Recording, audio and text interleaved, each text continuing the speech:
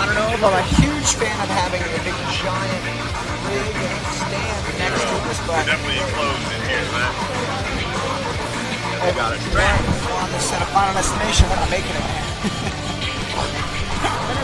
I got an idea. Yeah, we're fucking screwed. That's the thing. Do you know how everything's gonna work? Yes, it's pretty much just gonna be. I don't think. He's gonna get straight up. I don't think. Yeah, we're just gonna go straight in. I don't think he's had the time. I've sent him an open for the main card. I don't think he's had time to upload it or anything. So we'll probably just go straight into it, and I'll introduce us and all that fun shit. Yeah, Other than that, you we're got just gonna go right into intros. the I'll fight. mostly just kind of wait until the fights are on. There's some walkout time, and you get your intros done. I mean, is your mic on? No, I'm 2. Yep, test, and you'll be 1.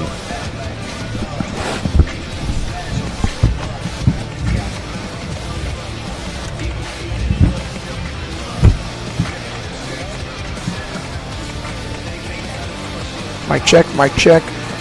Ah, there we go. Good man. Go down a little bit. You guys good listening or not? Yeah, we're solid. Test. Can you hear me? Oh yeah, good I can comms, hear you. good Oh, comms. beautiful. That looks like a good level for us there. Find your level, yeah. I'm gonna go down just a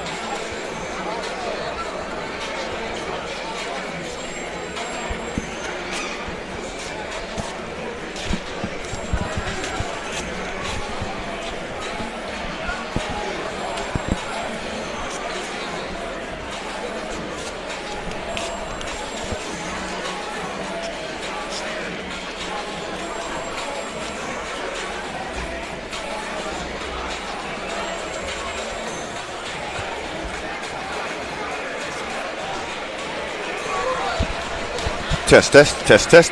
Good to go.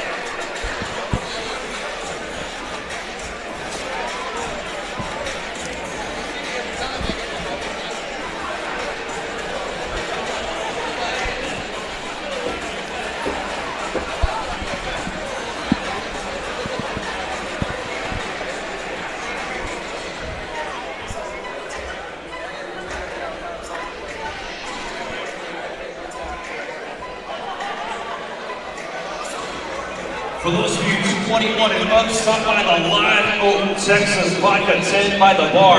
They got free Fury t-shirts. All you have to do is like them on Instagram. Real easy. Stop by and check them out at Live Oak Texas Vodka.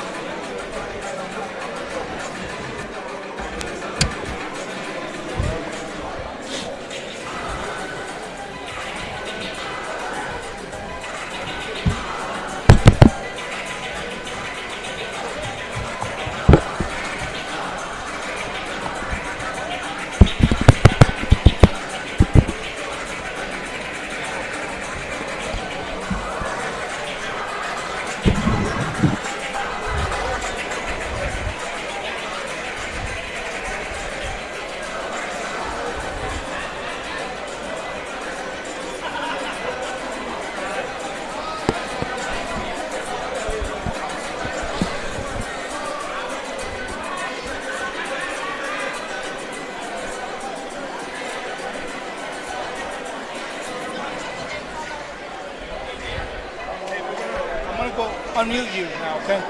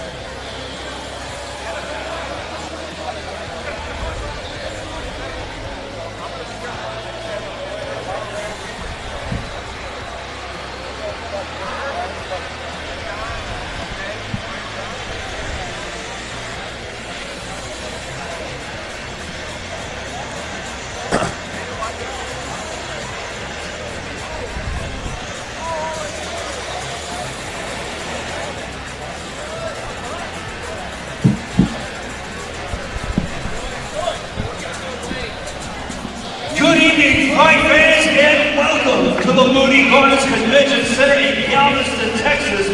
This is Fury Challenger Series 6, Macario versus Alton. But first, please welcome to the cage for your opening preliminary contest, Baldwin. All right, fight fans. We are here in Galveston, Texas, inside the Moody Gardens Convention Center for Fury Challenger Series 6. I am Cody Owens. I'll be on the commentary all night. Here after this first fight, the battle-tested UFC veteran Alex Morono will be joining me on the broadcast. Our first fighter making her way out right now, Joanna the Juggernaut Baldwin.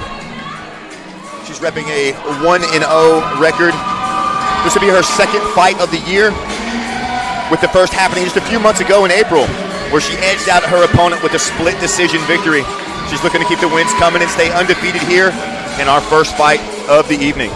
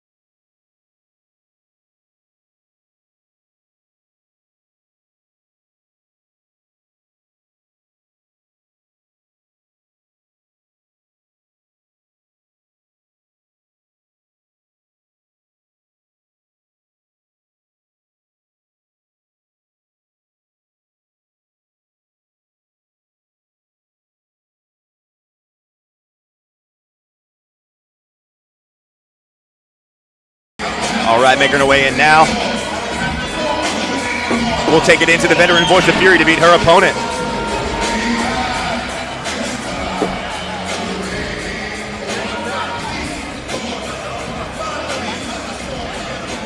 Please welcome to the red corner, Carcabaya. See a shot of him right there. Wayne Leggett, the veteran voice of Fury FC. Always in there. Introducing these fighters in spectacular fashion. Natalia Carcabaya making her way out right now out of Everett, Washington. She's got a 1-2 overall record. She's returning to the cage now after a little more than a year layoff. In her last fight at Fury Amateur Series 37, she was slated against one of the rising stars in the Fury Fighting Championship roster there in Mia Grahl, where she took her the distance but didn't do enough to get the nod from the judges. So she's looking to get back in the win column right here in our first fight. Both these fighters hungry, looking to get back in the win column. Out of Everett, Washington. See our cut man Joe over there, making sure she gets that last little bit of armor, a little bit of Vaseline on the face. Shout out to him, making sure all these fighters are stitched up, sealed up inside there, keeping the fight going whenever blood gets involved. Lincho, our other cut man, on the job tonight. One of the true OGs in the Houston scene. Love to see him cage side. Natalia making her way into the red corner now. Feeling the cage out one last time before she settles into the corner. We'll shoot it back up to Wayne for our official introductions. Ladies and gentlemen, your opening preliminary contest brought to you by Space City Collective is scheduled for 3 rounds of the Fury Amateur Series at a catch weight of 120 pounds. Introducing first, fighting out of the blue corner, representing American Combative Systems MMA. This mixed martial artist is 5 feet 2 inches tall, is weighed in at 120 pounds. Fighting out of Lamar, Texas, her amateur record stands at 1 win, no losses. This is Johnny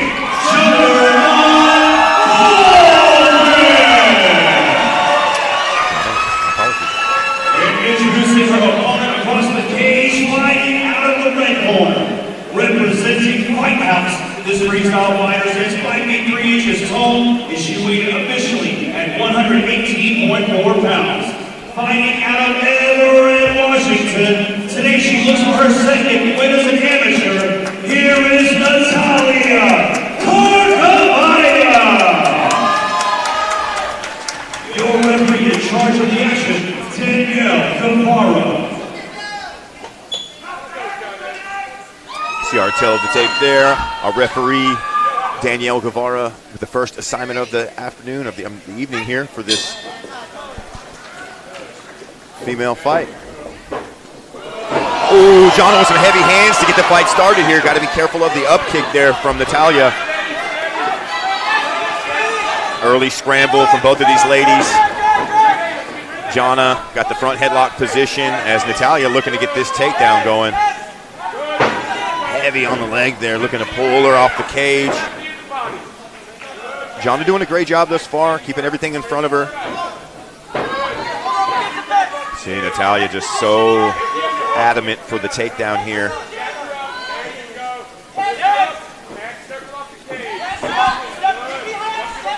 She's got the body lock going here.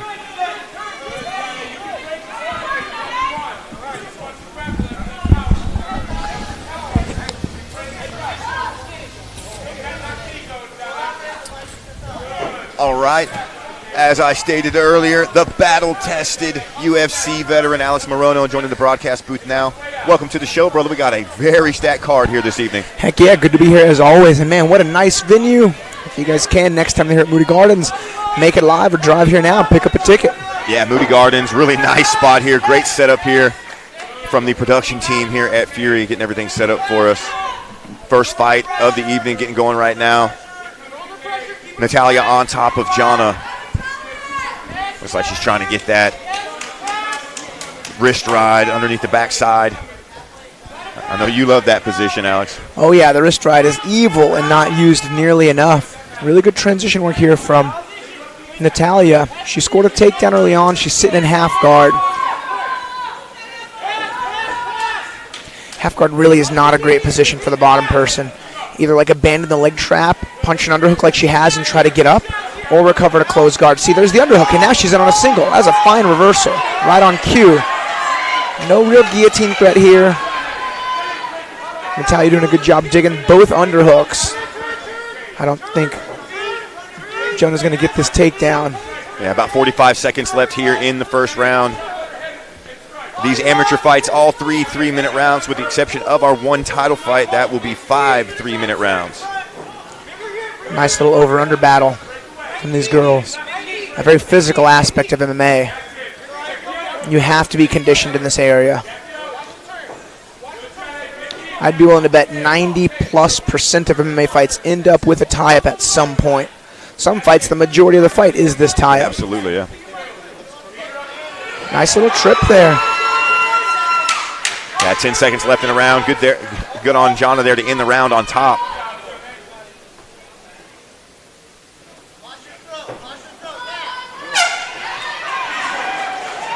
All right, first round in the books of our first preliminary fight of the evening here. Jonna feeling it on the way back to her corner there. Good little back and forth. Had a kind of a frantic energy at the beginning. Have a real scrambly, as you can expect, sitting around waiting for the night to get going. First fight of the evening. You can imagine there's a lot of nervousness and anxiety ready to get the things going here. See some of the highlights. Jonna did get that early knockdown, scored some heavy hands. That's what put Natalia into the scrambling mode where she wanted to clinch up, and the majority of the rest of the round was spent in that position.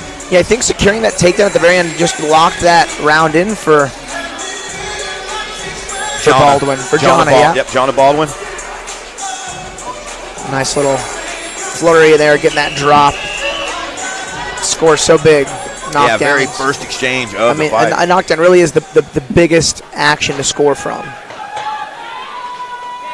All right, second round just about to be underway here.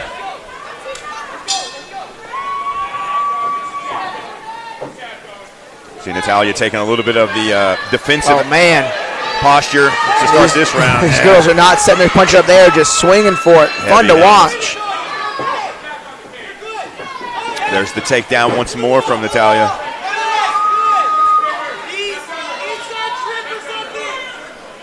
Man, I know it's not particularly the best for their health, but I'd like to see these girls stand and trade again.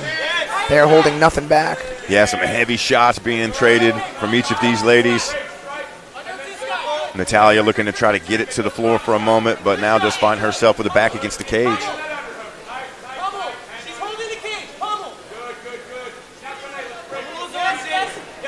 See, Natalia's got that left underhook. It's pretty shallow. She can use it to try to peel. And if you can't actually turn them, you could at least use the underhook to get your own back off the cage and like take open water.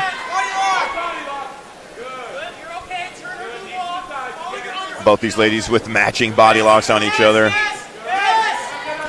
Yeah, I mean, like the Greco style, if you get your hips really low, you can lock your hands together if they have an underhook.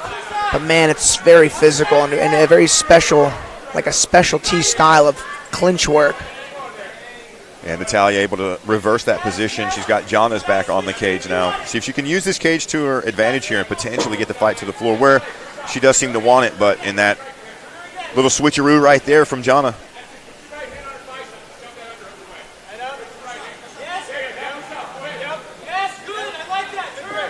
I mean, Natalia's got that right arm very high. I mean, she could get her back taken. Jonna can kind of like use her left underhook to kind of duck under. We can counter that head grab. See, now she's in a much better position by simply changing her level. I mean, that head grab, like a headlock, a head and arm throw. Can it work? Yes, but man, if it fails, your back is exposed. In my opinion, not worth doing. Again, unless you're like a specialty wrestler or even judo player. There's a lot of head and arm style throws in judo, but. Speaking of specialty wrestlers, one of those starting our professional card off, Gino Morelli featured in our opening bout of the main card. Be sure to tune in for that a little bit later on the UFC Fight Pass YouTube and Facebook pages. I see a nice little just same side leg trip from the over-under. Potential, yeah. No real triangle. Notice Jonah's left elbow still on the inside. I mean, if Natalia can, stuff Jonah's left arm out of there, but I mean, this is such a tricky position when the person on top can punch. There's only a few seconds left. Short time. You can see her elbow line is cleared. Doesn't mean that, the arm can't get reloaded, but. All right, we're going to head into a third round. Speaking of reloaded arm bars, props to Zach Reese, Houston Zone, getting the UFC call on the contender. He had a really nice arm bar from closed guard. Beautiful. Reloaded and just cranked on that man's elbow. Got a quick tap on a really good Greco-style wrestler. Just goes to show the level of competitor that continuously comes out of Fury FC at all levels, continuously finding our athletes into the quote-unquote big leagues, into the big show in the UFC where you're employed by. So that's where all these fighters here tonight, starting off their amateur careers or developing an amateur career, are all trying to get to. That's the show that you want to work for. You want to be there, and Fury has been one of the biggest feeder leagues into the big show thus far. Oh yeah, I actually headlined Fury's first show ever in Houston, so. We were just talking the other day about some history with you, back in your legacy days and things like that. So it's only right. You've been around for quite some time, a true veteran in the game. If anything, the path to the big show is more clear now than it was back in the day. Right. Yeah, people know the way now. We got the contender. All right, back inside the cage here for our third and final round of our opening bout. Jonna throwing those heavy strikes once more. Jonna's look, she's just throwing hooks. Nice little right hook. Ooh. Man, she's landing. Heavy shots. There's the takedown attempt again from Natalia. In that snare, finishing the takedown was almost irrelevant as she just wanted to get out of that A zone. I mean, Jonna was throwing some hook after hook after hook, and they were landing. For those that may not know at home, when you say A zone, what are you referring to there? So like the zone where you can get knocked out. Yep. Like the zone where you can absorb strikes the worst. And land strikes the best, but I mean, if you miss it, it gets countered, you're in a bad spot. So you see Natalia looking for a guillotine. Yeah, her corner's calling to not do an arm-in guillotine and take just the neck, but Baldwin did a good job acknowledging that and popping her head out.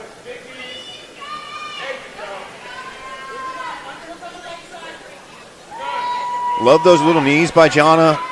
It may not be fight-finishing blows. Saw a guard pull. I mean, that's so risky in MMA. Yeah. 1:40 left here in the fight.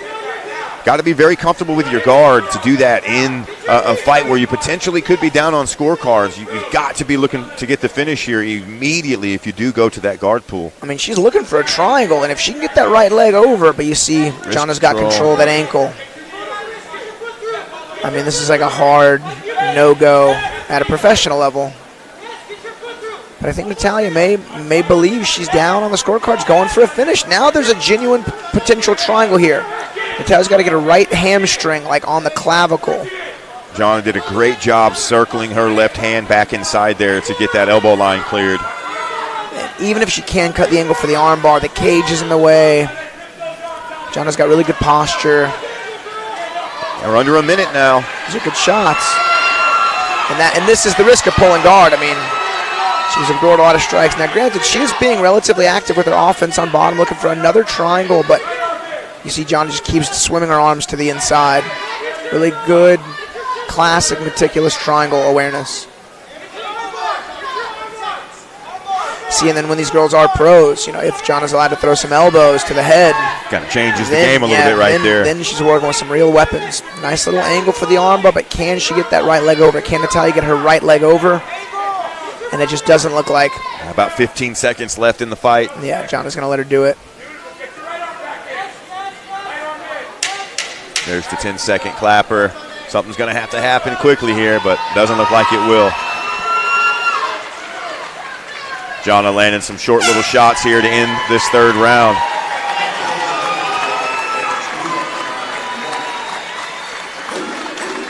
This first fight of our evening here going to go to the judges' scorecards. We'll get a good look at how they're judging, how they're scoring here. Get the get the card started to see some of the highlights here. There's that knockdown early in the fight. Man, right into a little ankle pick attempt there. I'm saying, Natalia, considering how bad she got dropped, did a really good job recovering. A lot of clinch work in this fight. A little bit of a merry-go-round scenario for a little bit of the second round there from both of these ladies jockeying for position. But I believe Jana able to do a little bit more, keep the dominant positions, looking like she may get the nod here. Yeah, I agree completely. I think she wins 30-27 pretty handedly here.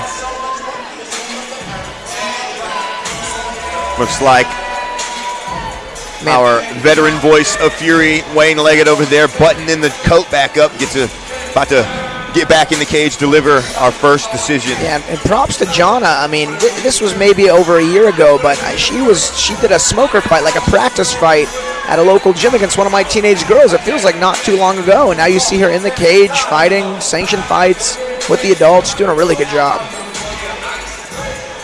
So Nico Echeverry in her corner. He's unfortunately not fighting tonight. He made weight, he was ready to go, but his opponent did not. All right, looks like Wayne has our decision. Let's take it into him now, make it official. Ladies and gentlemen, after 3 rounds of combat, we go to the judges' scorecards for your decision. Brought to you by Live Oak, Texas Vodka. All 3 judges score the fight 30-27, declaring your winner by unanimous decision, Johnny Juggernaut Baldwin. Donna Baldwin picking up the unanimous decision as you anticipated, 30-27, able to get the job done.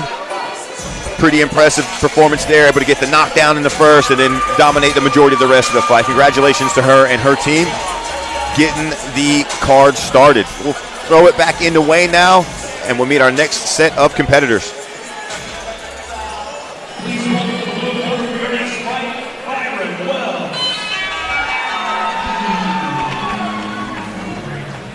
Byron Wells got a 2-2 overall record, making his 4th appearance here at Fury. His last fight was in January of this year for another promotion where he ran into a rising Fury prospect in Donovan Manuel and suffered a submission loss. His 2 wins came by way of KO, so expect to see some heavy hands from Wells here in this fight. Yeah, man, it may have even been his debut, but man, the knockout he got, I'm pretty sure on his debut was vicious. I mean, as bad as you see him on the highest level. His opponent's actually fighting tonight. He's found some success after that fight. And man, to get matched up with Byron Wells in your debut, how unlucky. Right. I mean, that is luck of the draw. There is fate that plays a factor in mixed martial arts. I mean, Byron's just a powerhouse. I always like watching him fight because it's one of those don't blink fights. Right. Got a fun, experienced game opponent tonight. Back-to-back cornerman duties for Drew Ratajczyk and the ACS crew right there. They're getting him greased up. I think Drew elects to grease his own guys up because they have a hired man to do a good job. Yeah, Joe, Cutman Joe there, he does do a great job. Talked about it a little bit earlier. Mad props to him for keeping these fighters in the game. When blood gets involved, you never know when a cut can happen. You need a good cut man to keep your guy in the fight, your gal in the fight. But some guys have a little bit different rhythm with their coach. They like a little bit you saw in the last fight, Drew giving the body warm up to Jana there, giving her a little bit of a slap on the body, waking everything up. Everyone's got a different thing that they like or need. Sharing that moment with one of your more familiar coaches is sometimes desired. Byron makes his way into the blue corner now. Let's take it to Wayne and meet his opponent. Please welcome to the red corner, Xavier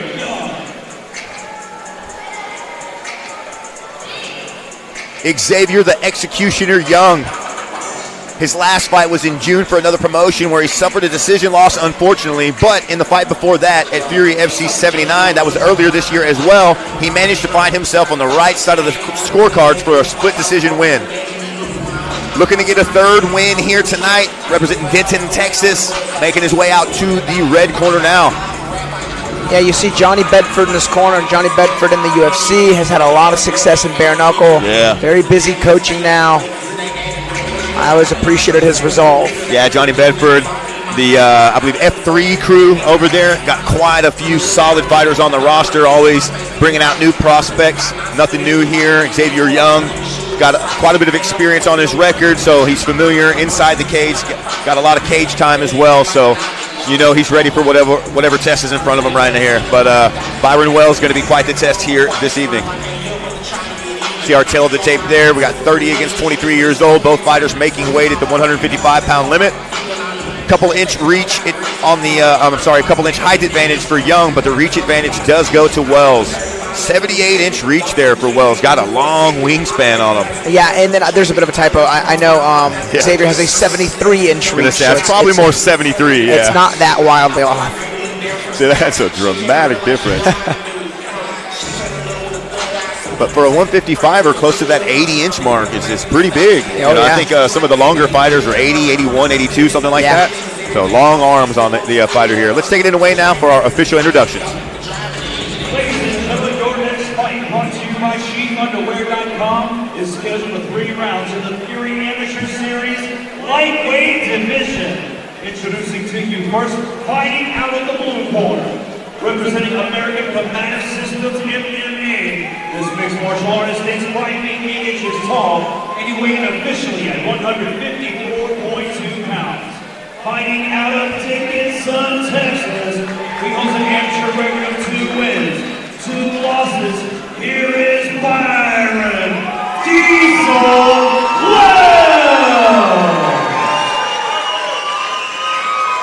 And introducing his opponent across the cage, fighting out of the red corner, representing Fitness Fight Factory, this freestyle fighter stands 5 feet 10 inches tall, and he weighed in at 154 pounds. Fighting out of Fort Worth, Texas, today he looks for his 3rd win as an amateur. Here is the executioner, Xavier Young. Your referee in charge, Jeff Rexroad. Rex Road with the second assignment here inside Moody Gardens Convention Center for Fury Challenger Series 6. This fight's underway. Wells going to be in the blue gloves, Young in the red. Big low kick landed early for Wells. Oh, and another one.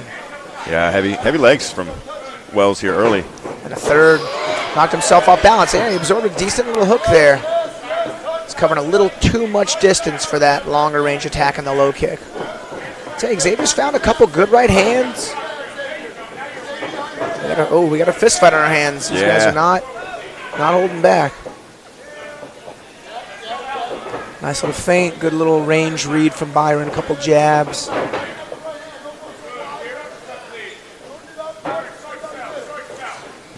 Young doing a great job with that jab so far, popping it out there. Yeah. Still eating some leg kicks though. Right, those will add up very fast. Yeah, those leg kicks. It doesn't take very many to really start to feel those, especially with the calf kick becoming so prevalent lately. It's a good right hand from Xavier. Definitely got the attention of Byron. Yeah, you've seen the eyes open up a little bit there. That's number 4. Oh, and you already saw Xavier take a little hobble on that leg. Yeah. Yeah, it's those lower ones toward the calf and the back of the leg that really are debilitating so early on. It really can take 2, maybe 3 of those, and you'll see fighters start to switch stances. Ooh. Good step and jab from both guys. Big level change there from Xavier. Ran his feet hard. Yeah, it looked like Xavier might have been rocked there for a second, decided to try to take it to the ground and get a little more comfortable. Byron did a good job really posting hard and getting back to his feet. He applies a whizzer. Lift the body lock a little bit of Xavier. Wells looking to get the pick up and a dump there for just a moment, but Young keeping his balance for the time being. Notice Wells, the underhook. Wells, sorry. There's a nice little turn. Like I said, you get 2 guys throwing down. They end up tying up in the over-under. See a big amount of damage over the right eye of Young. That's what seemed to have hurt him earlier that made him go for that takedown. He knew his eye had been compromised. It's either that left hook or a jab. But, man, nice jab. Knocks the mouthpiece out of Byron. Oh, a big right hand. He catch Byron moving backwards. Another big low kick. Man, huge shots. Get the mouthpiece back in. Real quick. Oh, they may stop this in between rounds. Yeah, unfortunately, I am agreeing with you there, Alex. It looks like. I mean, Rexroad's giving Xavier every chance to try to win this fight. I don't think we're going to see a second round. It's pretty closed, yeah. Oh, it's unfortunate. You hate to see that happen, especially with such a tough fighter like Byron Wells. like Xavier Young, eating that heavy strike. Yeah, and it's just Byron's just stepping in so hard on everything. Even the low kick, sometimes covering too much distance, but he's doing the damage. It's like a car crash. 10 seconds left here. I mean, fight fans, don't be surprised if we don't see a second round. I hope they can clean his eye up, but that's pretty bad, especially for an amateur fight. Yeah, the doctor surely is going to come in and take a look at that. But, Alex, I do agree with you, man. Unfortunately, I think they're probably going to stop this fight. If a fighter is unable to see out of that eye. Now, granted, Xavier was in that fight. I mean, he was hitting takedowns, landing big shots. I mean, as was Byron. But, I mean, you can just see right there. Yeah. You can just see that right eye is swollen closed. See if our cut man Joe in there going to work on it right now. We'll see if he can get the job done. See, and you see Rexard just standing there watching Xavier, making sure he's taken care of. But they're going to try to get that swelling down. And if the cut man can get that inswell on there and get him to see, I mean, that's not going to happen. Man. Not always. Sometimes just some internal bleeding from a bruise, but could be a broken orbital. All right, looks like for the time being we are going to get a second round. So they're calling the doctor. Yeah, here it is. Okay. They give them the stool time. To recover, see if the cut man can't do his job. Get the doctor in right now. Have a look at this eye and see if this fight's going to move forward or not. I like this doctor too. He's seen a few doctors in the scene. He's a good doctor. See, he's doing the vision test here. How many? You know what? It looks like he may have answered correctly. The doctor seemed surprised he answered. He gave him 2. Yeah. He gave him the old double test. Wait a minute. Can you see this one? Props for Xavier. If he can see and he's ready to rock, let that man fight. There's always the slim chance of a good guess, too. Using the light there to see if the eye is going to react. I mean, I think this fight's on. No way. Good for Xavier. Awesome. I've never seen somebody pass a test like that. That is awesome. Congrats to him for getting over this first hurdle or obstacle. Put those two words together there, but nonetheless back in the fight here, second round underway. That's that right hand again, though, man. Xavier's in this fight. He has found really good success with that 1-2. Oh. Byron's like, you know what? It was a low blow, but it was high. I think it was high on the cup, and it looks like he was actually ready to keep going. He's okay. He's like, I know you can't see, but you got to control those kicks. No, I'm just kidding. Hey, man, mad respect for Xavier Young staying in this fight. And he knows he's got to go after it here. Looking for some heavy shots. The heavy right hands landed quite a few times here. Got the body lock, looking to get the dump and come out on top. He does. Byron Wells on top of Xavier Young for the time being. Byron looking for that triangle again. Man, you saw Byron hit the wizard like think about an Uchimata. And it was almost like Xavier almost hit like a lat drop, but switched his hips and got on top. It's almost like a sacrifice body lock takedown. He didn't have the best angle, but he switched his hips right as they landed and has top position now. Yeah, Byron was looking to try to get maybe a potential triangle or something set up. He had wrist control for a moment there, but Xavier on top, head inside the chin here. Good head position. Keeping that eye real close. Not to get any more damage. And you guys, let this be an example.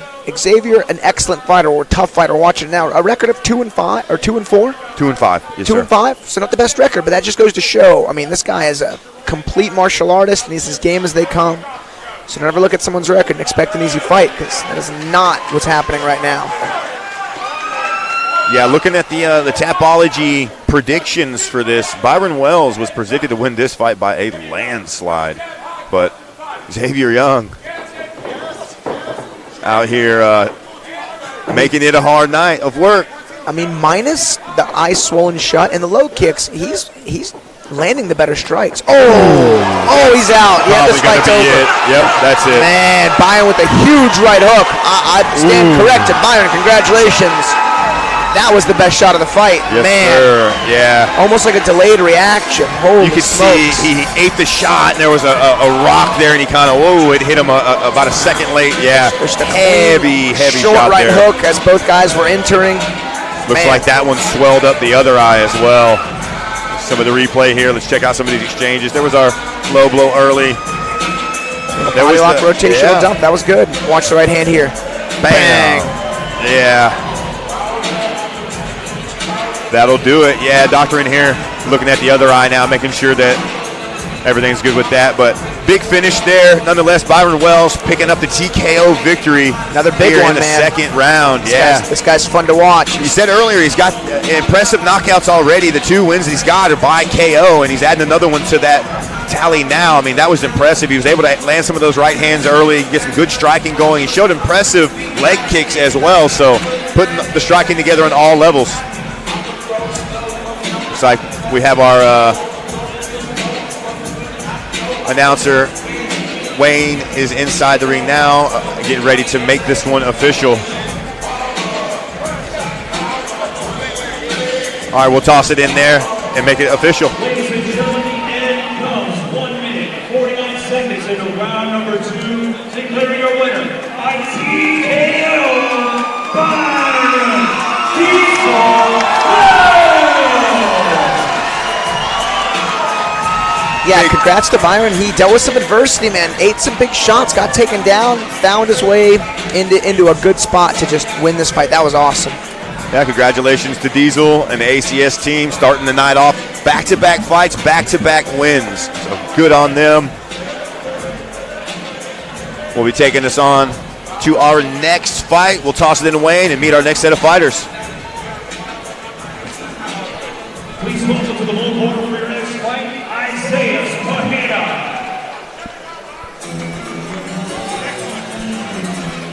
All right, Alex, we have a couple debuters here. Isaiah Pajeda out of Henzo Lake, Houston.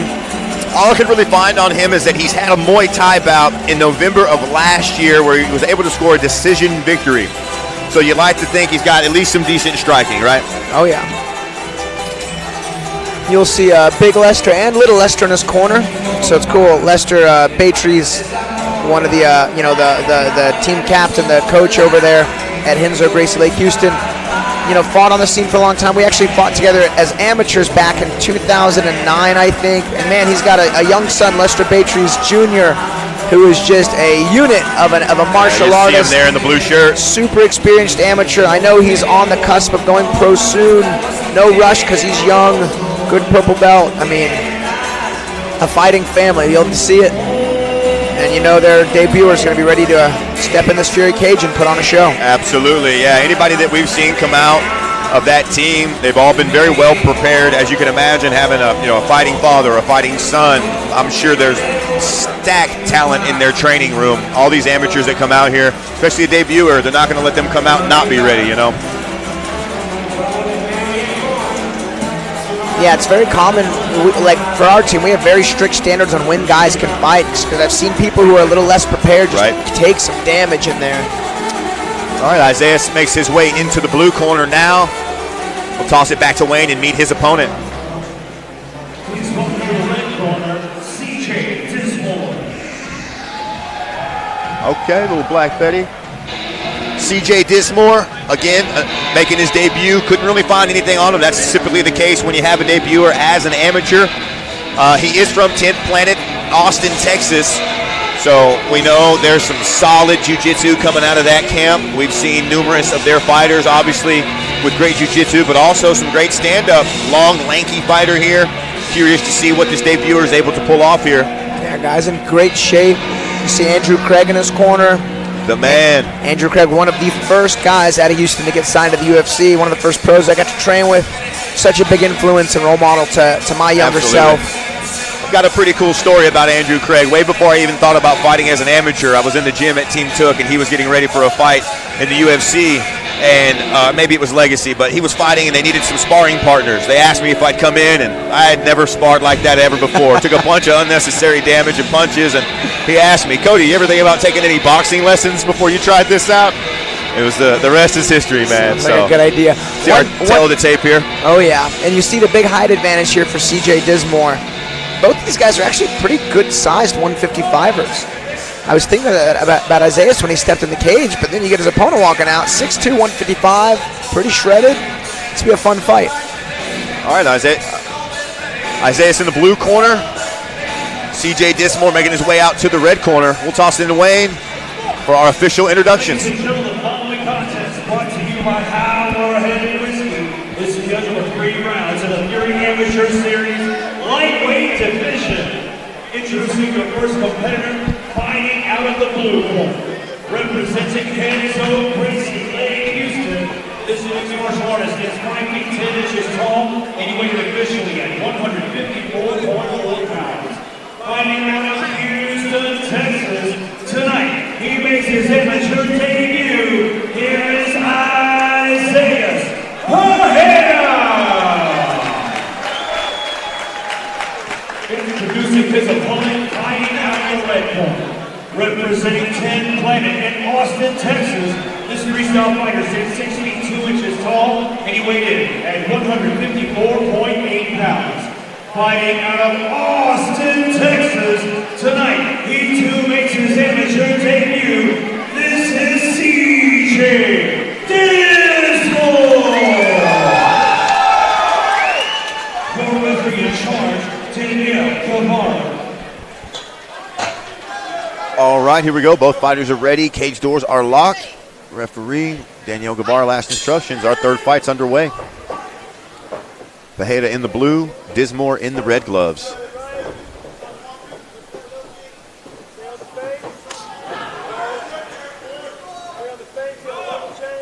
Dismore showing some promise in the striking department thus far. Good low kick answered from Pajeda, though.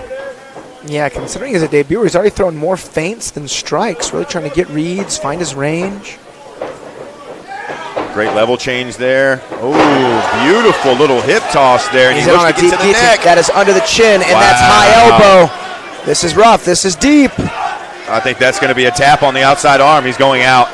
I think he's out. He's out, yeah. Oh, wow. Yeah, looked like a last-second tap there before he went out. Yes, sir. Like a little finger twitch, and then he went out. And that's those non-arm-in classic guillotines with a high elbow. You see CJ's got the build for it.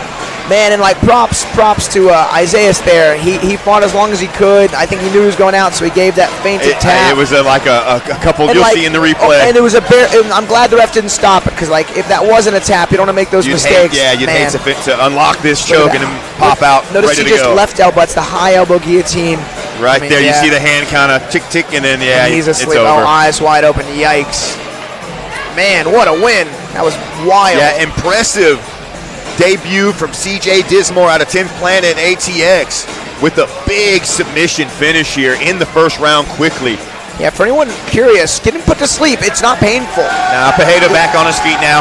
There's like 3 stages. It's peaceful, and then it's confusing, and then it's like, unfortunately a little embarrassing. That was crazy.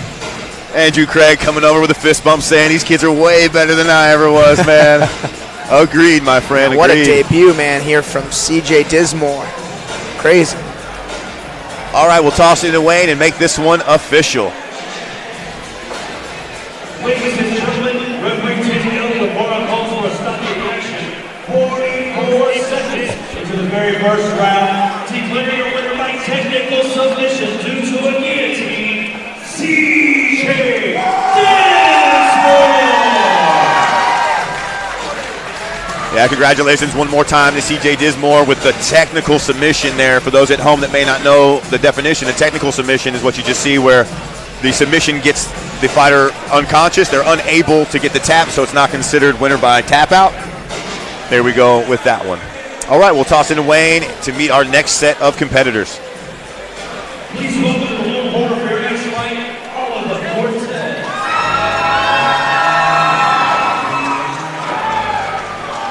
Oliver Cortez, another American Battle Systems fighter, sporting a 3-0 record, he's making his Fury debut after 3 fights in another promotion. He won all 3 of those, with his most recent win happening back in June, where he came away with a split decision.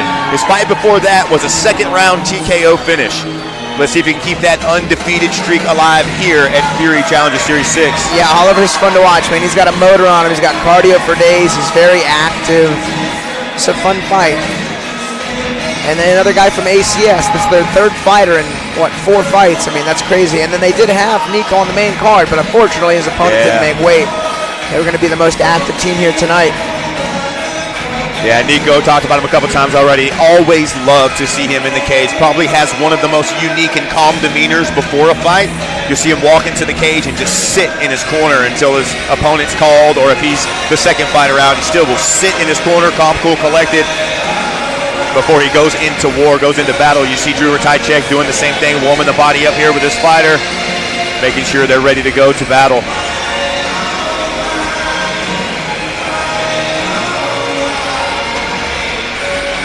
A lot of great fighters coming out of ACS recently. They've been very active on almost all of the Fury FC cards, the professional cards, the Challenger Series, the Amateur Series. They typically have a handful of fighters on every single card that we do. Their team's constantly growing, and Drew leading the ship up there. You love to see. I'll never forget. I remember Drew fought for an amateur title fight way back in the day. I'm talking like pre-2010, and his opponent was eating fried chicken wings at weigh-ins at a Hooters. Wow. And I was thinking to myself, I was like, he's probably not going to win. And sure enough, I'm pretty sure Drew Ratajczyk TKO'd him, won the belt. All right, Oliver making his way into the blue corner now. Let's take it into Wayne to meet his opponent. Please welcome to the red corner, Sean Tillman. Sean Flatland Tillman. He's got a record of 1-1. A bit of a contrast within his record, with his one loss suffered in his debut by way of KO, followed by his one win coming by way of, get this, Alex, first round Peruvian necktie. Love to see those creative submissions being pulled off. Let's see if he's able to score one in this fight. Yeah, I remember that fight. I was actually sitting caged watching it. And he had actually, my guy had an opponent fall off, his guy's opponent fell off. They almost got matched. Thankfully, they didn't. They found us a 45er, and Tillman was able to pull that necktie off that night. And I was so happy to see him successful. In his first fight, in his debut, he got matched up with an unknown powerhouse in Byron Wells, who we just saw land a super KO. I mean, that happens. And man, then do not let that discredit anybody, as Tillman's a very, very physical, well-rounded fighter. You see in the tail of the tape, got a decent size advantage at 5'10". Did come in overweight by just a little bit. Got to hammer those out here at the amateur level. Obviously, at the pro level, that's half your job, making weight. Sometimes that means you get half the money. So got to get that hammered out here at the amateur race. Good look at the corner there. The veteran, the OG, the UFC Hall of Famer, Thug Jitsu, Eve Edwards over there. And then you've got Michael Irish Corley, one of the most solid Muay Thai striking coaches in the Houston area.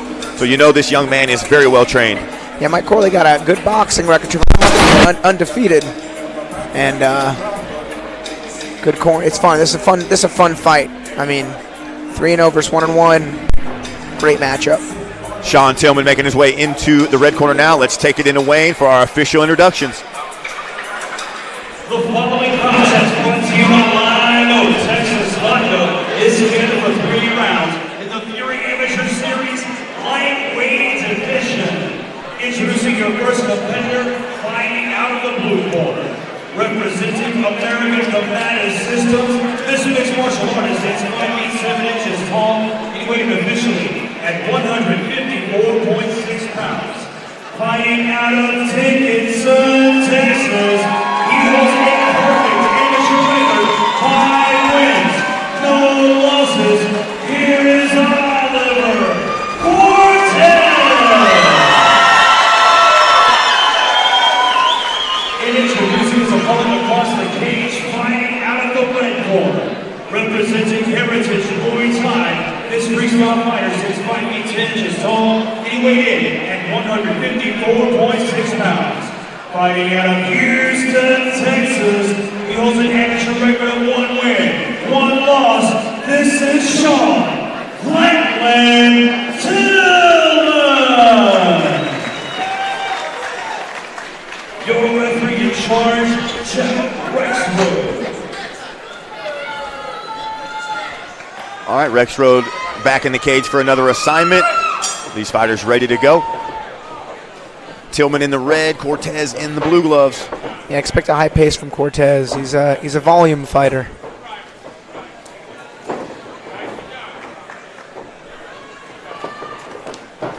Cortez doing a good job catching the kick, and then a nice right hand. Scores him a takedown. And you see these guys instantly controlling the wrist and looking for triangle chokes. Oh, and he got that leg over. Get it out. If Tillman can figure for that lock, Cortez is going to be in a rough spot. Going and for he's the getting arm now. arm-barred. And he taps. And there's the arm bar. Wow. Quick arm bar finish there. Man, and that just goes to show, you know, Tillman, a super skilled fighter, tough debut, and now on a 2-fight finishing streak with some slick submissions. That was very impressive, able to get to that arm, get the isolation, and went after it. I mean, we saw when he hit that Peruvian necktie, same thing. He slapped the submission on, was able to get the quick tap. Here doing the same thing with this arm bar. Impressive submission victory here. I mean, it's one thing to, like, you know, fight a choke and go to sleep, but man, when you're getting your joints wrenched on, you gotta tap. If you don't, it breaks and you lose anyway. These guys are amateurs, even for pros. I talk to this with my coach all the time. Some of our guys are too tough for their own good. And there's the tap, but right on the elbow. That was deep. That was a bone-crunching arm bar right there. Your elbow will never be the same if you don't. It's just not worth it. I mean, sometimes you get caught with some really crafty action. You can even see Cortez saying, it popped. I mean, it was there. He fought that as long as he could have. And that just goes to show the acute precision of that submission from Tillman. That was really, really great. Got taken down from a caught kick. Goes for the triangle, locks up the armbar. Beautiful job. Let's take it away and make it official. Ladies and gentlemen, the end comes 35 seconds into the very first round. Declare your winner by tap out due to an armbar, Sean Flatland Tillman. Flatland able to get the job done by quick first round submission with a beautiful armbar there. Congratulations to him and his team. Moving right along here at Fury Challenger Series 6. Let's take it into Wayne. We'll meet our next set of fighters.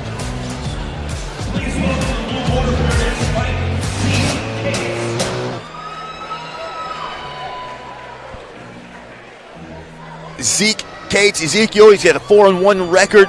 He's one of a few fighters on the card making his 4th appearance of the year so far. Zeke started his amateur career with 4 straight wins before tasting defeat in his last outing back in April at Fury FC 78. Trying to get back on track here in this fight against Kinski. Let's see what he's capable of.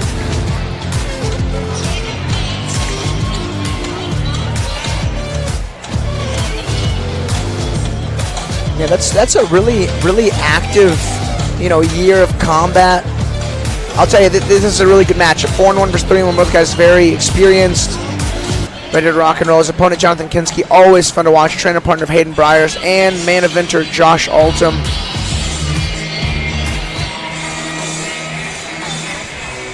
Coming from Victoria, Texas. Got the lightning shorts. Shout out to Lincho right there, one of the OGs I was talking about earlier in the Houston scene. He's been in the boxing community for a very long time. Highly regarded cut man on duty here tonight. So these fighters, I am sure, will be taken care of. You see Jeff Rexor giving the final inspection. Seasoned professional fighter in black belt himself. One of the best refs we have here in Texas. Got a submission named after him with the Rex angle. Look it up on YouTube. All right, let's take it away now to meet his opponent. Please welcome Jonathan Kinski to the red corner. Jonathan Kinski got a 3-1 record. He's riding momentum and a 2-fight win streak. Kinski makes his 3rd walk to the Fury cage this year. Coming off back-to-back unanimous decision victories, he's gaining plenty of experience and racking up cage time, but I'm guessing he'll be hunting a finish in this one. His only loss was a first-round TKO back in October of last year. Yeah, and that loss was to some freaking Cuban powerhouse. Got caught trading like a man in Kinski. Kinski's a beast. Coming off a two decision win streak, but man, he put the bricks on his opponents, just beat him up from both stances, high and low, southpaw orthodox, and his opponents were just iron tough.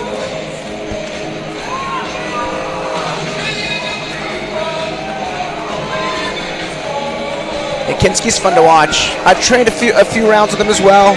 The guys over at War. It's a really fun fight. Actually, this fight highlighted as a fight of the night candidate. There's our tail of the tape brought to you by OnlyFans there. 24 against 20 years old. That's some young fighters. We had 20 versus 21 years old in our last fight, man. Just love to see the talent so young, starting their careers. By the time they're in their mid-20s, they're ready for the big leagues. Let's take it to Wayne now and get our official introductions. Ladies and gentlemen, your next fight brought to you by OnlyFans. the 3 rounds in the Fury Amateur Series Featherweight Division.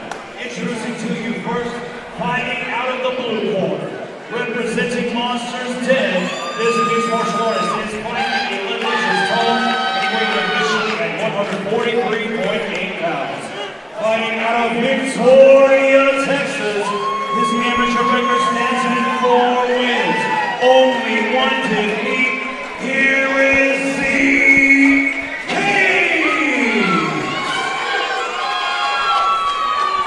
And introducing his opponent, fighting out of the red corner, representing Texas Striking Academy and the War Training Center. This freestyle fighter stands 5 feet 9 inches tall. He weighed in at 146.6 pounds. Fighting out of Houston, Texas, by way of Galveston, Texas. His amateur record stands at 3 wins, only 1 defeat. This is Jonathan Kinski! Your referee in charge of the action, Daniel Guevara. All right, this one is just about to be underway. Here we go. Excited for this one, Alex. I know this one's going to have some fireworks in it. Little southpaw versus southpaw action. I know Kinski is a switch stance fighter. Got a good ground game. He's very well rounded. As you see him switch over to ortho. Kinski going to have those red gloves. Kate's going to have the blue. Way. Ooh.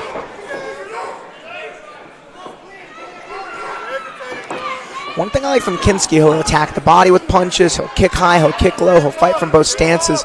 Really challenging to predict where he's going to hit you. Yeah, saw a good straight right to the body earlier to get the fight going. Notice he slides out of range very well. Zeke staying composed, trying to find his way in. Pressuring forward just a bit, but not quite able to find his mark. Impressive distance management from Cates there, just out of danger, just able to slide out of range of these punches. You can see Kinski sits down on his punches just a little bit more. Guys exchange kicks. Oh, man. Beautiful exchanging here by these gentlemen. A little shoulder though from Zeke as Kinski shoots into a single, transitions to a head inside double, back in on a single leg. He's got his hands together. Yeah, some impressive transitioning here. Great defense so far from Case. Good lift and a dump there from Kinski, though. Kinski's head is caught in that little hole, but he's got Zeke's hips on the ground. See if Kinski can't step his legs over and really try to trap the hips of Cates. He's got some good top control. Notice Zeke's got that underhook, which is going to give him a good little lifting potential. Not too sure what Zeke was doing there. Yeah. Head striking the punches. Another big dump there from Kinski. And he's got the body lock. He will get back exposure. He's got to clear that little, that chin strap grip. It's a possible guillotine, but not with Zeke turning away like that. Zeke's going to Kimura himself if he doesn't let that go. There's a certain point where you've got to let that go or else it becomes detrimental to you. Or you can get your back taken pretty easily. Back on the feet now, though. Good exchanging here, close against the cage. Oh, both guys land well. Man, these guys are just eating shots. Yeah. Kinski with his back against the cage. Nice way to be a student of the game. He listened to his coach. His coach called for that single. He went right after Copley, it. And he grabbed it. Man, that not only got him a takedown, but it has full back exposure. Looking to get these hooks in. He seems to have one. Looking for the other one now. 10 seconds left in this first round. He's got it locked up. I don't know if he's going to have time to finish, but this is a tight rear naked choke. Lets the hands go. Looks like we're going to get out of this first round. Wow. Man, a great way to finish. If that was a close round, and it was, that one goes to Kinski. Yeah, great way to end the round there with a submission sunk in to basically go into the stools. Good exchanging there by both gentlemen. We had some open stance fighting. We had some cage fighting. Kinski with his back against the cage, winging these shots to get some of the replay here. That big dump, he was able to get a couple of those, but Cate's doing such a great job getting himself back up to the feet. There's that second one. Yeah, hold on to that head a little bit too long. Almost got his back taken off of it. Yeah, with his arm trapped. Shout out to Anthony Ivey. He actually had a rear naked choke victory in the PFL. He ended up hitting a very similar back tick where the guy's arm was trapped behind his own back. Could not defend the rear naked choke. Kinski didn't quite get positioned, but he found the back take late in the first round after being a diligent student and listening to his coach. All right, second round just about to be underway here in what has been an exciting and entertaining fight so far.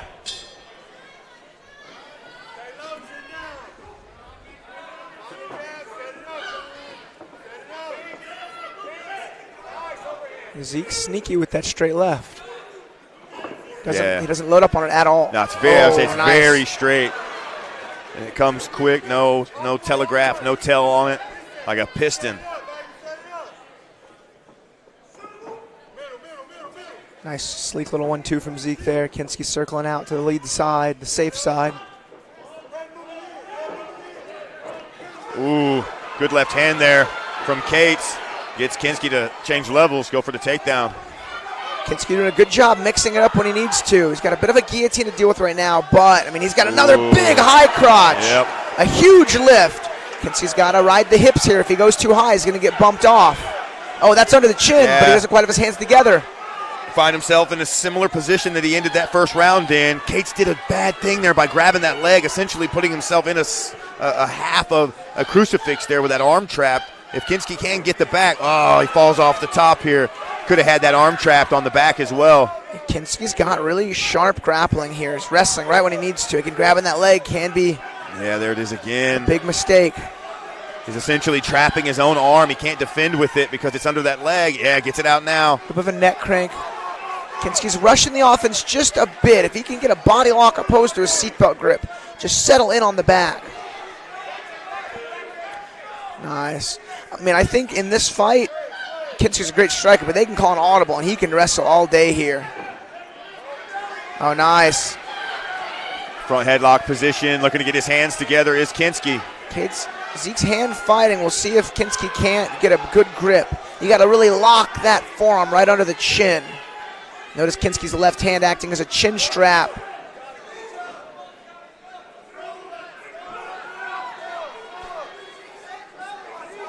Got a good shot right there of El Jefe, Eric Garcia. Happy belated. Yesterday was his birthday. Thank you very much for all that you do. Making all this possible for us, man. Always on the phone checking the messages, I'm sure. Planning the next Fury card. Oh, yeah. Oh, man. Kinski's going to find himself in a super deep palm-to-palm guillotine. He's got to spin. That's it. Oh, man. Wow, yeah. He was able to get that hand deep inside there, a la John Bones Jones, Lyoto Machida style, and pressed his own fist against the neck, was able to get the tap there. Wow. Alex going to go inside, have a few words with our winner here. Zeke Cates able to get the submission victory. Had a great fight on his hands here, good back and forth, had to earn the victory here. Able to endure the storm and ultimately finds himself getting a submission victory. Beautiful choke. You see some of these replays here now. He had to deal with some of that wrestling, getting dumped a few times by Kinski, but ultimately you see the finish here, able to get that front ninja choke or front naked choke, modified guillotine. Kinski was forced to tap. All right, getting these fighters lined up. Wayne making his way over to pick up our official decision that he will be delivering to us momentarily. Some great action so far here at Fury Challenger Series 6. Some impressive submissions, good finishes. We'll take it into Wayne to make this one official. Ladies and gentlemen, comes 2 minutes, 28 seconds into round number 2. Declaring your winner by tap out due to a guillotine, Zeke Cates.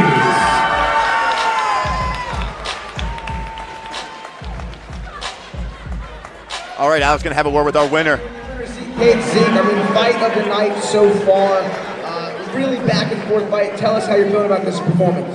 It was a pretty good performance. I could have did way better. That ain't even the best.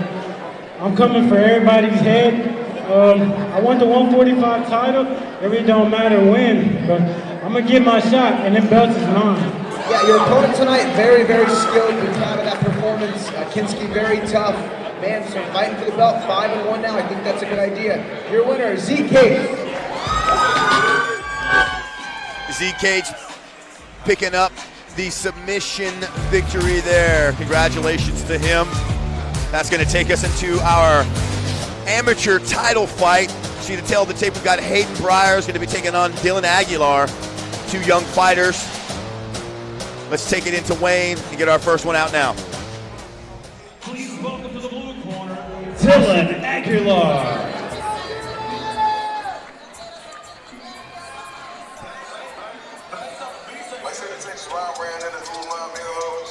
Dylan Aguilar, Angel de la Muerte. He's got a 4-4 record in this now his fourth fight of the year. Talk about gaining experience quickly. In his last 3 outings, he fought the same man 2 separate times, beating him twice by unanimous decision before suffering a 4th-round submission loss in his most recent outing in a championship fight for another organization just last month, hoping to lay his hands on a Fury title this evening. Yeah, Aguilar's good, man. Really experienced, young. This is going to be a really good fight. I feel like we've only seen Hayden fight in title fights, and I'll never, ever get tired of it. Yeah, you know, I think defending here, I think his last 3 fights that I've called or been a part of has all been title fights. Yeah, championship caliber fighter for sure. Speaking with him a little bit earlier, he was out here feeling the cage. Was telling him, hey, I'm going to be calling the fights later. Give me something to talk about. Show me something. And he promised me, oh, I've got something for you. So we'll see what he's going to be pulling out of his bag of tricks here in his title fight. Both these guys very crafty. A super worthy featured prelim bout before we get our main card started. Title fight. Aguilar making his way into the blue corner now. We'll toss it back to Wayne to meet his opponent. Please welcome to the red corner, Hayden Breyers. You hear the crowd pop for him. Hayden Breyers, 5-1 overall record. He is the #1 ranked amateur bantamweight in the state of Texas. His most recent title defense was at Fury Amateur Series 42, where he was able to get a unanimous decision victory, totaling the winning streak to 2 in a row now. Breyers has all the tools and the fight IQ you'd like to see at the next level. With a successful title defense here, I'd have to think the thoughts of going pro are probably in the talks. Yeah, I mean, what's crazy, he's still so young. He's the only guy I've ever seen to get back-to-back ninja chokes, goes up to 35, scores a knockdown with a jab into a TKO. I mean, this kid's so much fun to watch, and he's got such a dynamic skill set. It's like one thing to be well-rounded, but to have like specialty chokes, you know, really crafty striking, really good wrestling. I mean, he's fun to watch for sure. And he's really grown up in the cage. I want to say his first fight was at 17. I mean, yeah, he told me he's had 7 fights, and only one of them was with another promotion. So we've literally gotten to watch him grow up inside this Fury cage and develop into quite the prospect here. Absolutely. Last little touches there from Daniel Guevara, referee. Hayden stepping into the cage now, making his way into the red corner, the champion's corner. Let's toss it to Wayne and get our official introductions for our title fight.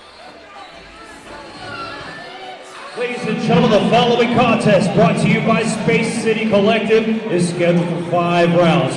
It is for the Fury Amateur Series Bantamweight Championship. Introducing the challenger, fighting out of the blue corner. Representing Monsters Den, this mixed martial artist stands 5 feet 8 inches tall, and he weighed officially at 132.8 pounds. Fighting out of Victoria, Texas, his amateur record stands at 4 wins, 4 losses.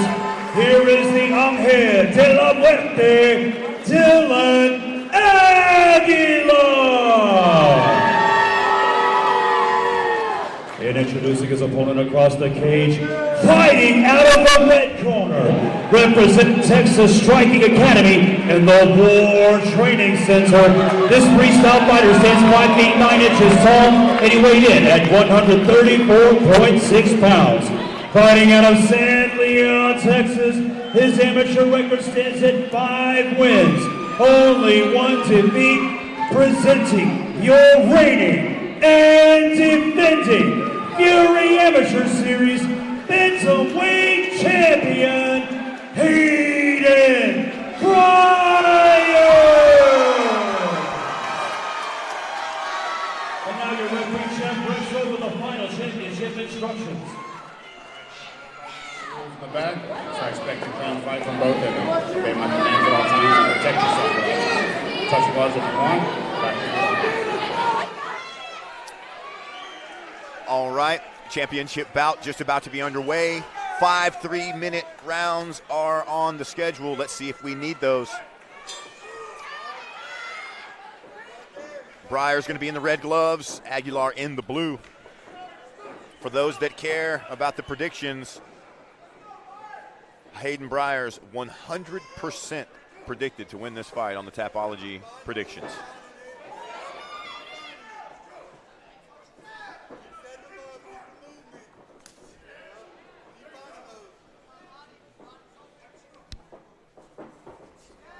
Guys find the range, both fighting from a switch stance.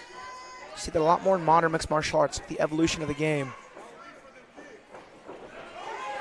Nice little entry there from Aguilar's. Breyers hits a single leg. Breyers got to get his right arm around the waist of Aguilar, and he hits it now as he's in on a double. He had to do it then and there, or else his back would have been taken. Yeah, it looked like Aguilar was about to pop his way out there and get to the back, but just as he needed to, Breyers able to get that right arm involved, cut the corner, and now he's in a top position against the cage.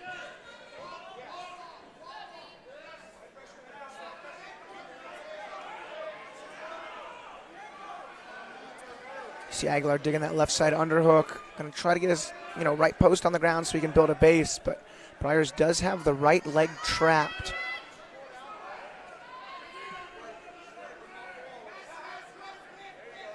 Notice how Breyers keeping that leg trapped is stopping Aguilar from getting up to his feet. As he scoops both legs. He's going to try to scoop the back of Aguilar off the cage so he can get him flat. You see Breyers trying that now.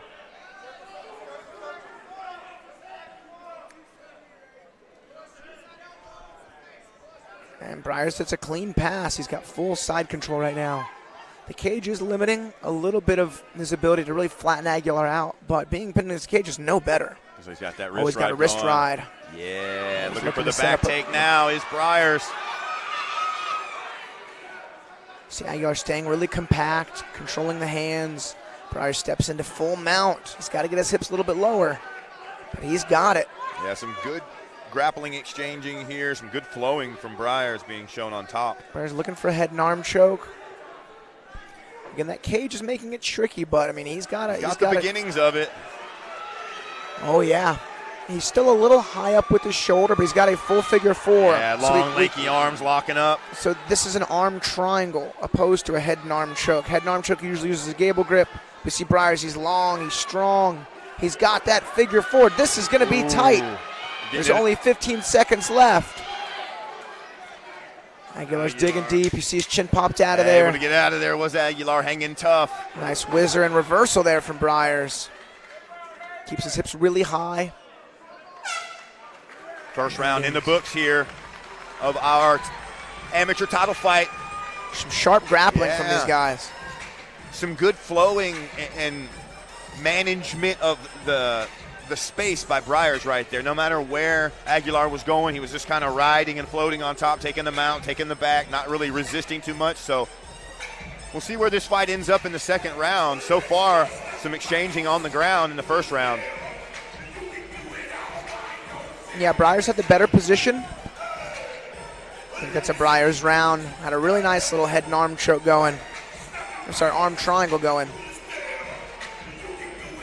Yeah, those long, lanky arms getting involved, kind of that rear naked choke grip. He's able to put that fist over the top, just a really heavy squeeze. But Aguilar able to find just enough space to get himself out of it. Headed into our second round here.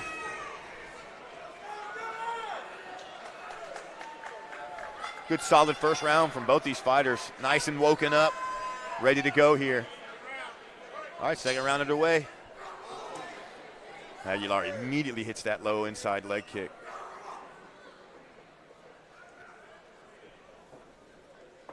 Aguilar stands nice and low. He's got really good load on his kicks. A lot of weight behind him.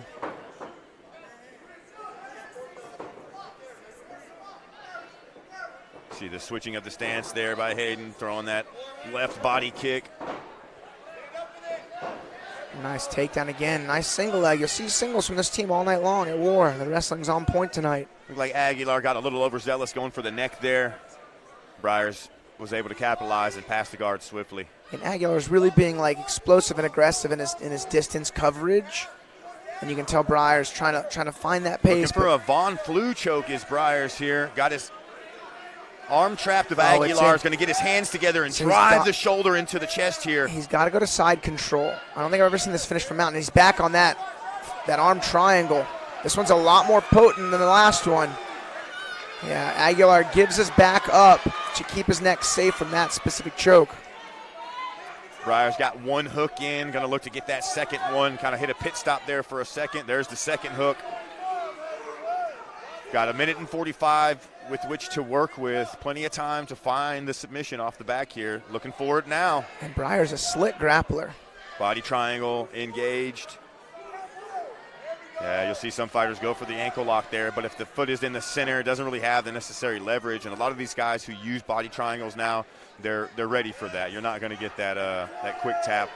Just because it's not under the chin does not mean this is not dangerous. You can get put to sleep with your chin tucked. Absolutely. They call it a mandible strangle. It pushes back into the two little carotid artery vessels that run up behind your jawbone. It's a slow choke, but you will eventually succumb to the pressure of it. And it feels horrible. Yeah, it's the choke that a lot of people will say Khabib hit Conor McGregor with. Yeah, that's right. Aguilar trying to do some damage from the rear back mount. See him trying to turn in there, which is nearly impossible with this body triangle locked up. Tough. Got to deal with that first in order to get any type of movement. You see it locked very tightly and secured. Oh, man. Going for the choke. Oh, man, now. this Here's is figure forward. Palm to palm now. He's bridging. This is deep. You see Aguilar pushing on the elbow. We see a finish here. 30 seconds left. Man, I mean, it looks like Aguilar's surviving, but narrowly. Oh, it's figure forward now. There's 20 seconds to go. You see Aguilar peeling down the supporting hand. We'll see if Breyers goes back palm to palm. 15 seconds left in the round. Man, Aguilar's tough. It was a deep choke. You got to wonder how much that may have taken out of Breyers' arms going for that. It didn't look like Breyers was negligently cranking on it. I think you know. Right. I think you know if you can finish him or not. Second round in the books now. Solid title fight on her hands here, Alex. These guys going back and forth, exchanging all types of technique. Going into the third round. Good shot at the belt there. Aguilar doing a good job on his defensive P's and Q's, but Breyers is definitely the one in control on the offensive note. Using pretty strong fundamental wrestling, mostly single legs, hits takedowns, blazes past the guard pretty quick. He's attacking those arm triangles, which led to that back take. You know, just to go show how crafty Breyers is, we go Von Flue choke, arm triangle, rear naked choke. And props to Aguilar. I mean, he's defensively very game, but he's not quite able to get out of these, critical positions. The back take, and even not really playing much of a guard game when he does get taken down. We'll see what adjustments he makes. Okay, third round, just about ready to go here. Cage door locked up. All right, here we go. Yeah, Aguilar's just relentlessly pressuring. He's not really giving Breyers a chance to use his striking. Big left overhand thrown there by Aguilar. Breyers sees it, changes levels, and here we are on the same kind of position. I mean, Breyers on top with Aguilar against the cage. I call those double leg trips. They shoot with a double leg, but then finish with a trip. Really cool hybrid wrestling judo action. Good cage walking there from Aguilar, getting his back against the cage, trying to make his way back up to the feet, but Breyers going for a switch. If Breyers can pull his left arm out, he can actually hit a re-switch. But we'll see. Breyers knows this position well. There's the reversal. Switch completed there from Aguilar. Just instant underhook, though, there on the right side from Breyers. Scrambles very well. In on a single, head protected from the guillotine. And working his way up now, looking to turn the corner is Breyers. Breyers looking to go in for a double. He's got to get his head in a better position.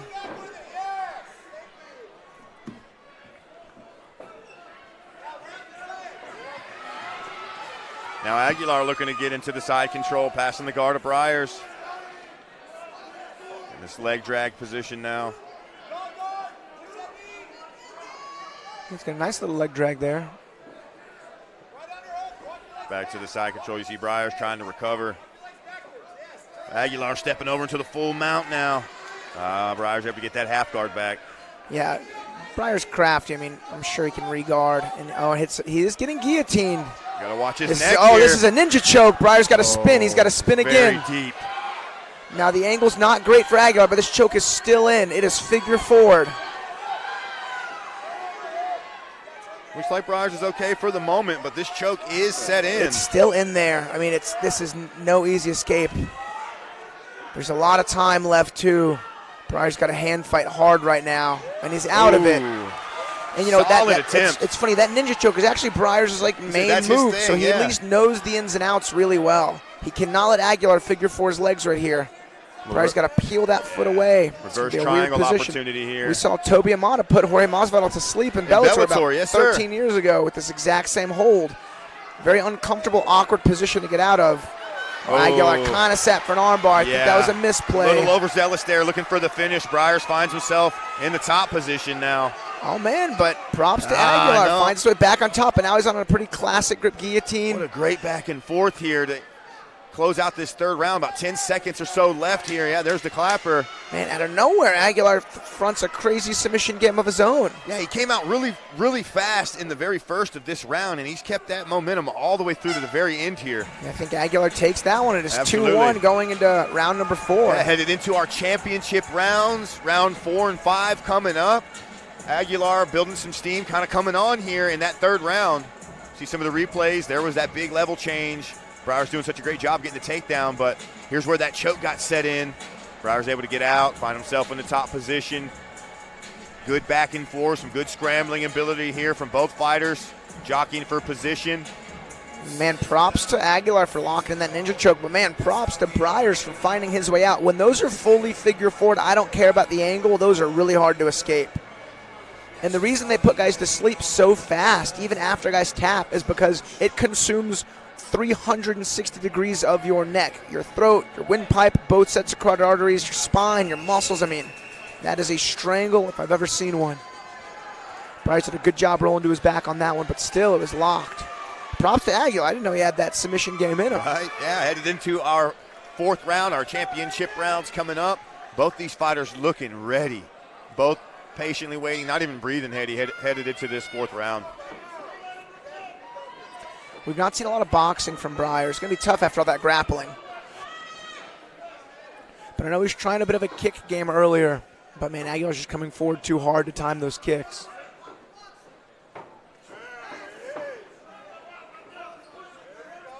Aguilar being a little more patient on when he's coming forward now. Still pressuring, but a bit more conservatively. Yeah, a little more angular footwork to cut this cage off of Breyers, and he'd be a little more successful there, keeping him in the same spot. But Breyers, level change again, in on the takedown. There it goes. Nice little hands together on that double leg. Scoops the leg out for a trip. I think Hayden just had a lot of success with the wrestling, at least in rounds 1 and 2. And I think he knows his path to victory. Yeah, it kind of shows the championship experience there of Breyers, knowing that in these championship rounds, grinding them out, potentially getting the rounds is the way to win. Not always looking for the big finish or the big submission, but obviously capitalizing if it presents himself. But I think you said it correctly there, Alex. He knows his path to victory here. See Aguilar stuffing the head, trying to get his hips back underneath him.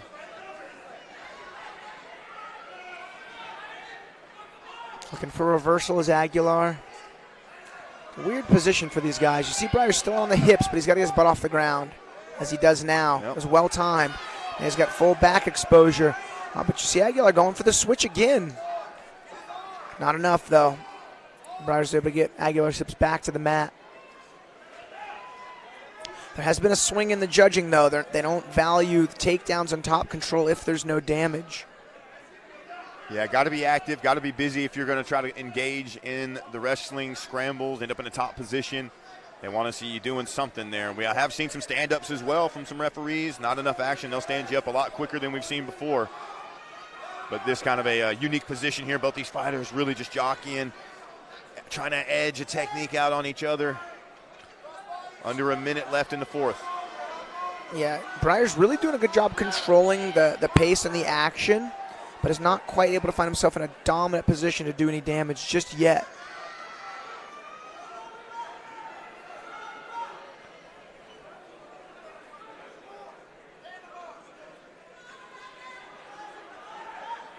This fourth round, about 30 seconds left. Big lift. Turned into a wrestling match here. Big dump there for Breyers. Aguilar just relentless, trying to hip escape out, find his posts.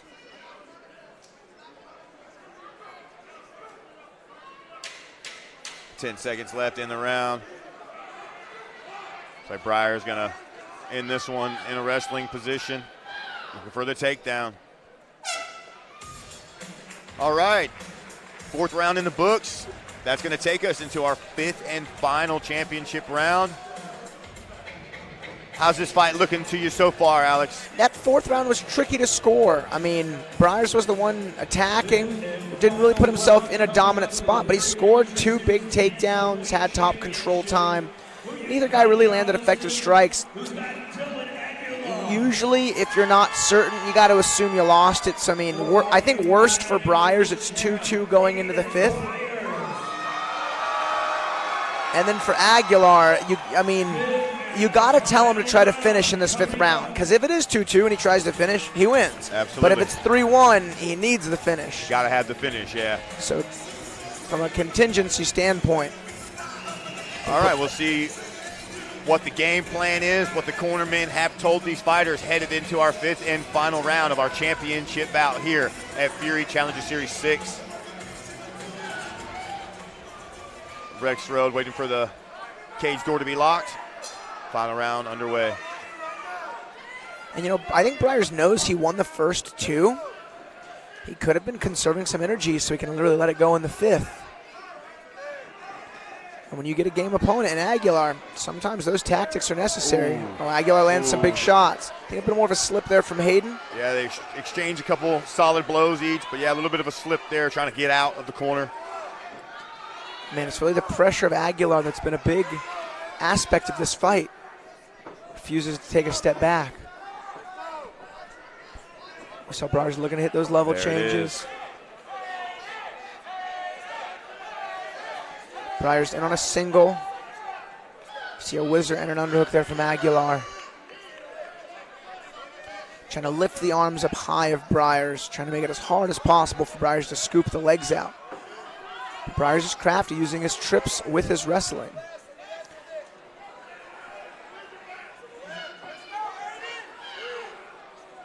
He's got his hands together. We'll see if he looks to try to elevate and get the dump here.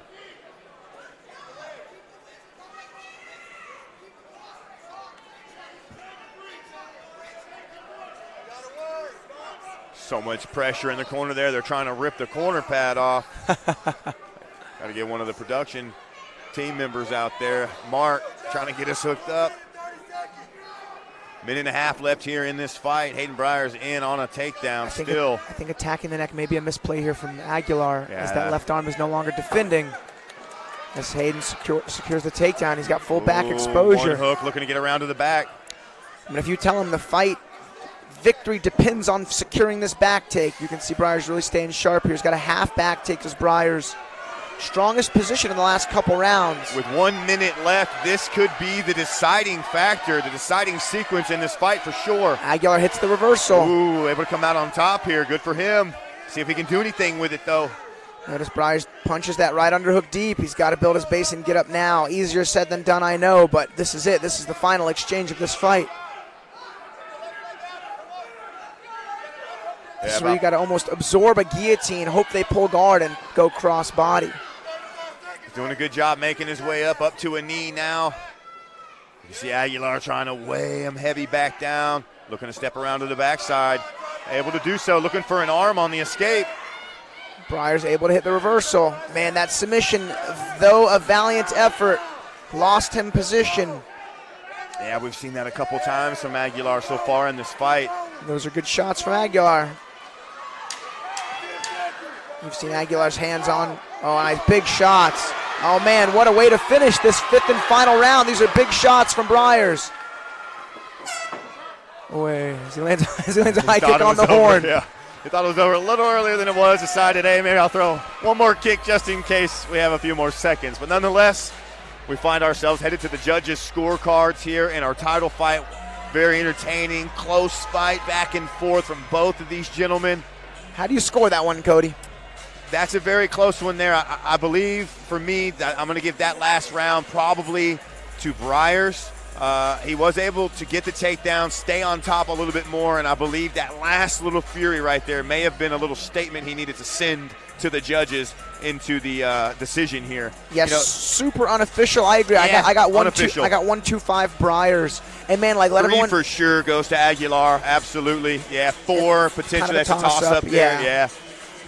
I wouldn't be surprised if we see a split decision here. You know, I've been wrong before numerous times. But, you see some of that replay there at the end of the fight.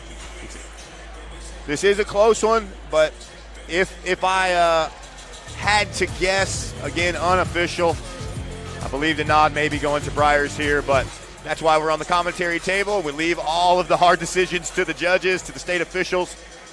Wayne, cage side now, gathering our decision. Looks like it has been rendered. It has been handed over to him, and we will get that in just a moment.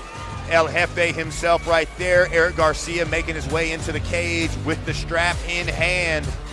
We'll see in just a moment who's going to get it draped over their shoulder or around the waist. I think he typically does over the shoulder these days. A little easier. Looks good on camera. They're going to take it off anyway. Good fight, man. Competitive fight. A fight that helps these guys grow no matter the outcome. All right, looks like we're going to toss into Wayne now, make this one official. Championship rounds, we go to the judges' scorecards for your division. Brought to you by Texcom. Judge Ryan Thompson scores the fight 48-47, Aguilar. Judge Ray Zaragoza scores the fight 48-47, Breyers. And Judge Michelle Morales scores the fight 49-46, declaring a winner by split decision in New Fury Amateur Series Bantamweight Champion Ángel de la Muerte, Tillman Aguilar. Tillman Aguilar picking up the split decision victory here. And new champion. Alex is going to go in, have a word with our new champ.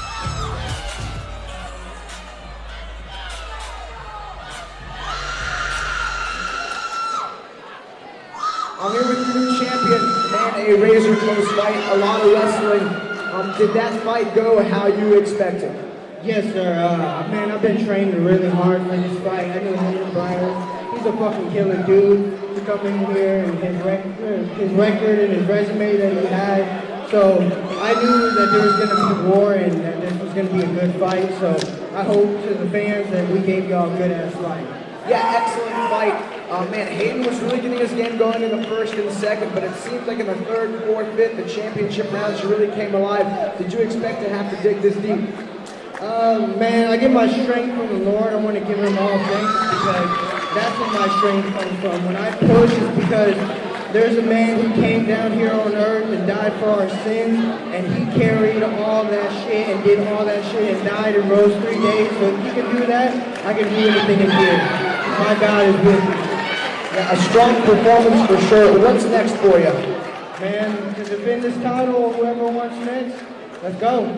Man, Aguilar, your new champion. Congratulations. All right, Dylan Aguilar and new. That was our final preliminary bout. We go live with the main card at 8 p.m. on UFC Fight Pass Facebook page. We'll be right back At 8 p.m., we're going to take a brief break, give you time to refresh, refill, reload, and we'll be back with the main card at 8 p.m. on UFC Fight Pass Facebook page. All right, that's going to wrap up our preliminary part of the card here.